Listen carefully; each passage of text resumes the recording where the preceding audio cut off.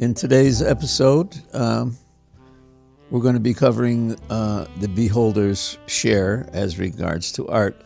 But first, before the reading on it, I want to do a little housekeeping. In one of our previous talks, I mentioned something about conscious experiences and conscious expressions occurring simultaneously, and I want to emphasize that because today's reading will approach that. Well, that's one thing.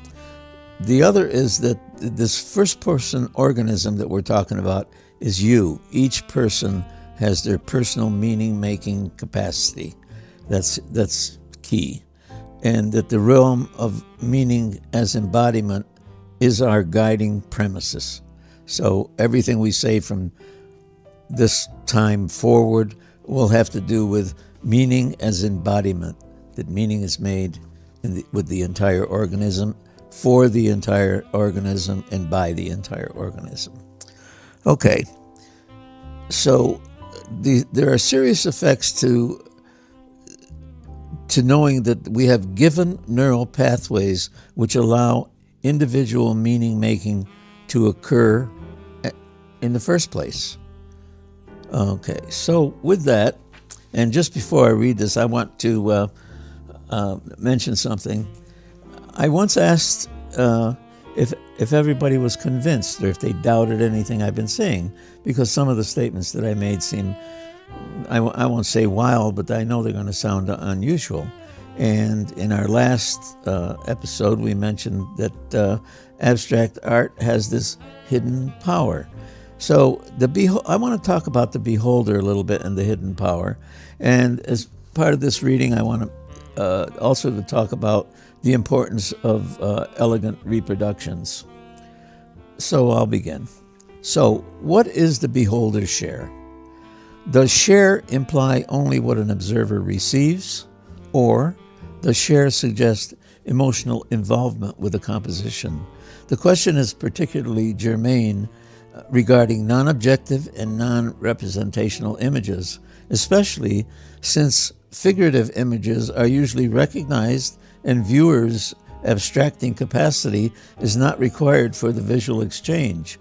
Even the notion of art appreciation, an evaluative construct, does not seem to comport with observers' experiences. Aesthetic arousal through creative viewing by any viewer is one of the beholder's share. And what an enormous share it is. Why? Because no actual significance or meaning is given to an untitled, unobjective, or non-representational composition except by the beholder. Hey guys, it's Rob. They're usually here to just pick Aldo's brain, and I already got one. So it's the power of abstract art. If it's so hidden, for the beholder, that is, how does one find it? Is there a map? Yes, there is a map. Okay. In fact, I read books about art and I read books about science, as you may have assumed. There was a book, daunting as the title may seem.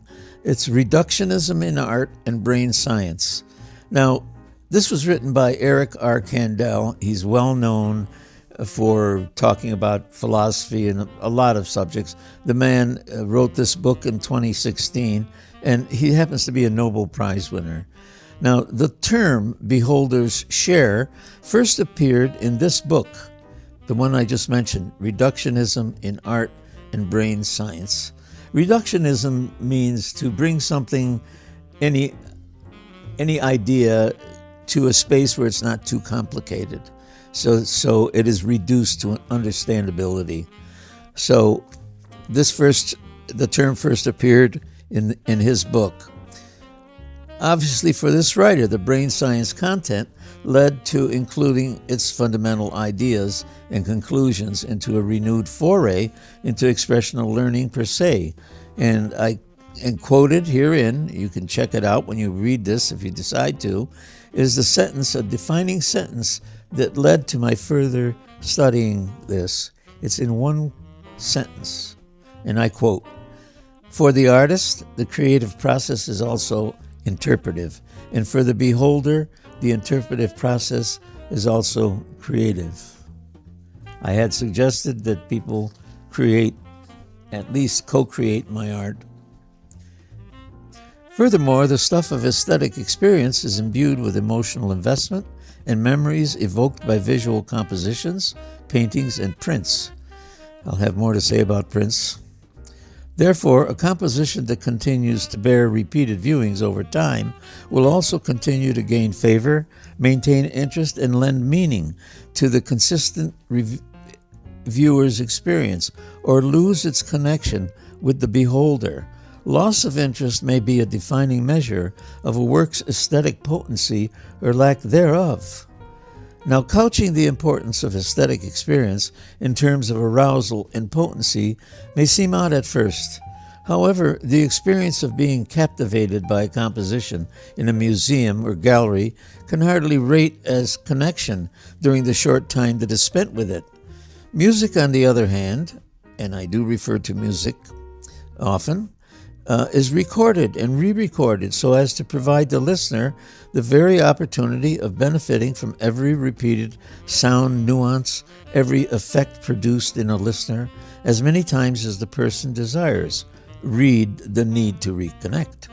How many times must one go to a museum or gallery to view an imprisoned masterpiece, to experience its aesthetic potency, to partake of their share? Few can afford to purchase masterpieces, and many times, if they do, the purchases are for investment or trading for profit. So are serious beholders being denied their share of the entire shadowy art world? For this writer, the answer is perhaps surprisingly no, because the quality of affordable reproductions has improved enormously and could repair the chasm between unaffordable abstract compositions and new reproductions of old masters and the many highly skilled creators of abstract, non-objective, and non-representational art. I repeat, therefore, that compositions bearing interested viewers over time will further allow personal meanings to emerge as beholders' expressions or fail to stay connected with the beholder. Affordable figurative reproductions would flourish as well with the advent of very high-quality reproductions. Obviously, affordability would lead to ownership and provide more time to creatively view and lend meaning to an image of your choice. Abstract and non-objective art does allow the beholder ample opportunity to engage in a very complex conversation that functions on a visceral, intellectual, and neurological level by becoming more and more conscious of one's own capacity to abstract. Abstracting is the gerund of the verb to abstract. Abstracting is synonymous with personal meaning-making, given meaning to your favorite pieces of abstract art, and virtually everything else you may value. Overall, the beholder's choice contributes to one's personal development. However, development does take time and requires learning. If only the so-called art world would relax the stigma associated with affordable reproductions, anyone can own such a reproduction and enjoy their share of aesthetic pleasure, much like the books in our personal libraries that are not original manuscripts. A reproduction would need to hold up to its aesthetic promise, its aesthetic arousal, or succumb to the lack of aesthetic potency, its failure to abstract. Okay, before we move further, is there a certain type or quality of a reproduction that you would recommend to others?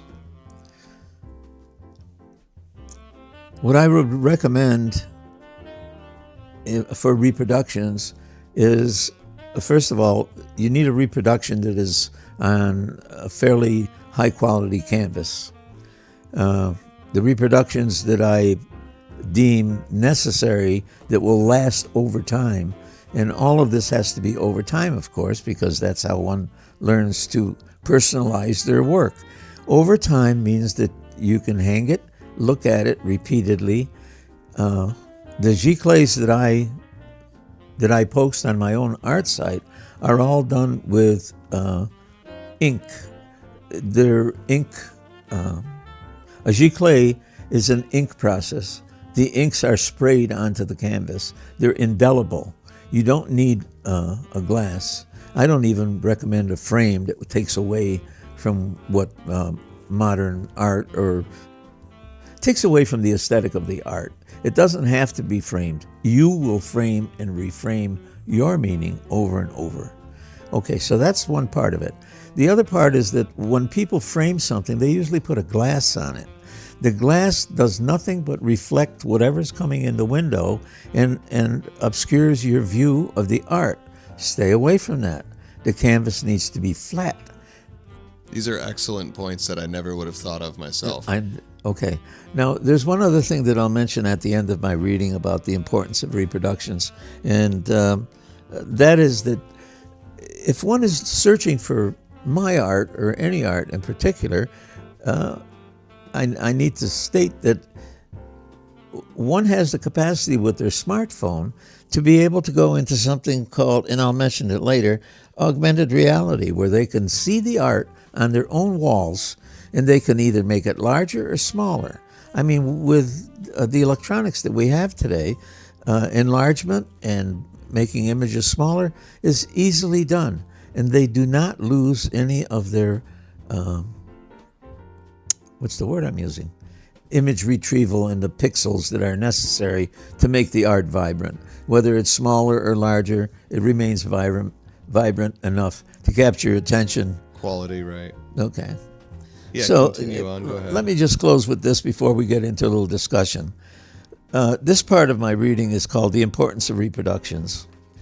Reproductions offer interested viewers to take optical risks with novel images. If you recall, we talked about novelty, allowing artists' visions to emerge, not based on realistic portrayals of anything, allowing for interpretive freedom. With each and every observation, once a composition reveals its newness and mystery, the observer is on a visceral, intellectual, and neurological level that may open to sensitivities and reflections found in one's fondest memories, buried, so to speak, in their own being. Abstract art is for sharing. It can be charged with ambiguities that take a little time to decode, especially cognitive representations that are not solely visual, but include emerging feelings and empathic power. Looking at elegant reproductions is a completely different way, by holding them to as high a standard as a beholder's share would afford an original. The viewing experience becomes much more critical than had once been acknowledged. The value of excellent productions lies in their accessibility, being at least as affordable as mass-manufactured glitter found in box stores. Engaging in expressional learning message and becoming familiar with the smartphone app that I mentioned, augmented reality, anyone may enjoy the luxury of viewing enlarged or downsized images that match the size of most walls, learning to feel and make personal meanings of the non-representational abstract art that they view. See beholding art as personal development. Let me continue just a little bit ad lib here. I had mentioned that when people read my material, hear me talk about it, that it may have the sound of being slightly unusual because, brain science and cognitive science are just coming into their own. Remember that the book that I referenced was written in 2016. A lot more has come into being that suggests that our visual experience is actually included in human touch. So the whole organism is involved in seeing. That's beyond questioning anymore. So I also mentioned at one point that my convictions came to pass, and that everything that I had thought of is being proved by cognitive science. Now, here's what I'm going to suggest when we finally get to the protocols that we're going to have to do. When anyone expresses something true about themselves, it has the unmistakable stamp of authority. These things need to be done. One needs to give voice to some of the things that I'll be using as, let's call it a convincer strategy. You need to get in touch with something you may not have been in touch with. Cognitive science says that the hidden map is within you. That's where it's hidden. It's not so hidden. It's right behind your eyeballs. It's right within your heart, your feeling. It's a visceral phenomena. So this visceral part, this part that I originally asked people to abstract something that was both body and mind as one thing called the human organism, the first person organism that is experiencing the world, the entire world, internal as well as external. So my enjoinder is just that anything you say that is true when you're doing these exercises that I will be producing for you, it will have the unmistakable stamp of authority. If you do not get that, then I might add something that my father said that was an old Italian statement. He who was convinced against his will is of the same opinion still. So one has to find this within themselves. So the search is on. It's no longer hidden. I've just told you where you can find what your share is. It's an enormous share. It's not sharing that somebody gives you. You have to give it. That is your share. That's what you put into this effort. That's the work that you have to do to get the answers that you seek and the feelings that you seek from non-representational abstract art. And yes, with augmented reality now, you really do have options to view it in your space well beforehand, before you make a big purchase. And that's huge. Even though they are more affordable, it is still expensive. And whereas I even have my own Giclée at home that has a title, I know we've talked about this in previous videos, but it has lost a little bit of its meaning to me. And now it's moving into like, okay, it's an investment thing anyways. But when those things come together, it's quite nice. And when you can stay and hold on to that and you have that to grow with, is an entirely, different and more beautiful thing. Well, why are forgeries so valuable? People forge art because everybody wants to say, well, I think I bought an original. That's no longer the case. This is art and artistic experience for the interested viewer who wants to get in touch with their own creativity. If you recall, I mentioned that spontaneous creativity is a gift that we all have. It was gifted to me by becoming a jazz player.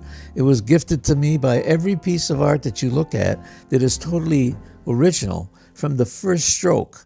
I'm not copying anybody, and I don't want anybody to say, look, your art reminds me of this, reminds me of that. No.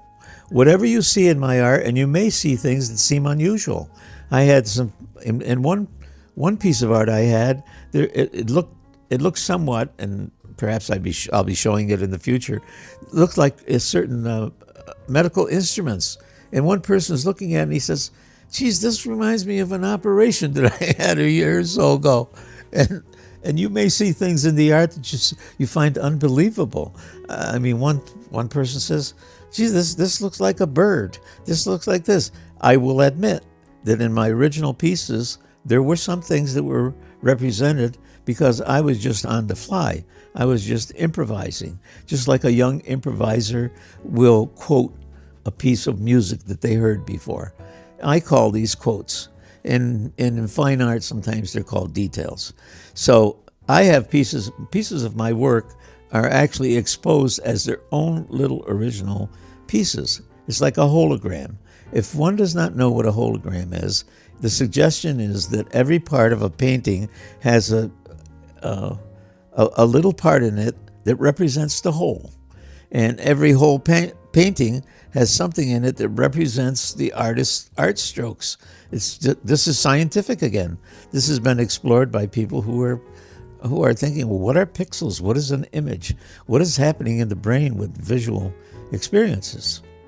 So get up to date is what I'm suggesting. I mean, I've spent a lot of time on it. I'm sharing it with you. Why do I want to share it with you? Well, there's obvious reasons. I think this is worthwhile. Abstracting is not a capacity that's just for art, you can abstract your whole philosophy. You can abstract the politics that you believe in. You can abstract almost anything that you're so sure of and you've made concrete. You can take it away from that concrete nature and give it a little breathing room so that things like abstract concepts don't sound so unusual. After all, I mentioned one time that we live by these abstract concepts, which I called jokingly an oxymoron because it doesn't seem to occur to anybody that they're following rules and regulations that are based in abstracting. So find out how you do it. That's all I'm asking. Give it a try. So, like I say, if you need to be convinced, you need to convince yourself. Talk about how experiences imprint the mind and then allow you to interpret art, in different ways. And you had told me something, you personally. Well, this idea of the mind, whenever you hear that word or you read that word, put quotes around it. Nobody has ever seen a mind without a body. So the body comes first. A lot of philosophers are talking now about the origination of everything is mental, and that things that have, concrete you can touch and so on have come into being. They have somehow, what is the word that's always used? Mindful? No, it has to do with, it's a word that was used by a lot of philosophers in the East. Sorry, I'm hung up on this. Well, things manifest. Okay? Now, there's a word for you. How do things manifest? What does that actually mean? Do they come from nothing? Everybody asks a philosophical question. How did everything come from nothing? Okay? I don't care. I don't care about that. What I care about is the type of experience that makes one feel more human, more connected with their emotional lives, and actually digging into all of those things. I mentioned that they were tucked away. Now, this tucked away also means blocking. It means disowning. It means somehow some word that you actually did not want to experience in the process of becoming cultured. Now, I won't ignore that there is a very important theory that I subscribe to, is that we must do this in order to have an ego. The ego is comprised, and I don't mean to be a psychologist, the ego is comprised not only of all of your experiences, but everything that was tucked away. The common phrase these days that people use, they think they know the full meaning of it, maybe they do, is called the shadow. We all have some subconscious material. Where is that subconscious? I'm suggesting it's in the entire organism, and that embodied things can be brought to light, brought to consciousness. They are yours, after all. It's not like you're going to bring up something that's going to scare you. You're going to bring up something like, why was I so silly when I was a kid that I did things just to be spiteful? I'm making this up. It could be anything. For each person, it's personal. That's why it's a person. And to individuate, to get all of yourself back into your conscious being, you need to dig in the space. You need to go to the map where it exists. It's right in your own being. That's what cognitive science is teaching us, that there's a lot more to being a human. And I think that moreness can be found in art. Why is art one of the major cultural things that has a history, just like history of war, there is a history of art, there's a history of everything. How about the history of the human body and how it came to understand itself or be conned into thinking nonsense? Period. Introspective work is now becoming much more popularized and is in a mainstream focus now. And I think this tags right along and links so well with it, including many other things. I'll repeat one more thing. The stuff that we talk about is called mindfulness, or sometimes we use meditation. This goes far behind simple mindfulness. Yeah, you don't like that term. No, I don't like the term. I don't like the term mind at all, because it splits in nature it splits what cannot be found in nature. A tree has its own information. Information is now a guiding word for a lot of people who don't want to use mind or body. Well, like consciousness, I would. Consciousness. That with mine. Okay, so let's use the word consciousness, which, by the way, has so many different meanings, and some of them are personal, and some of it has to do with, does the body really do this? Well, cognitive science is trying to tell you something that sounds structural. Now, this structure about how this mental thing goes on is structural, so you can't put that into the realm of something that is mystical, which has no structure. Okay? So let's start talking about what is functional, what is actually structural, what we can hold on to. Let's learn about our touch. Let's learn about how our vision and touch is connected. Let's learn about things in nature that actually they've been programmed. Whatever program they have, we're just getting into it. They've been around for a long, long time. They'll be here far longer. Because nature knows exactly what to do, okay? Animals are fully evolved. We are not. So what is the problem with the human condition? We're still teenagers, Call it distraction, call it getting away from, those instincts and things that were pre-coded because of, modern society. Modern day programming, perhaps? Yeah. Okay. Or hijacking. Yeah, you've been hijacked. What, you need to get your cargo back.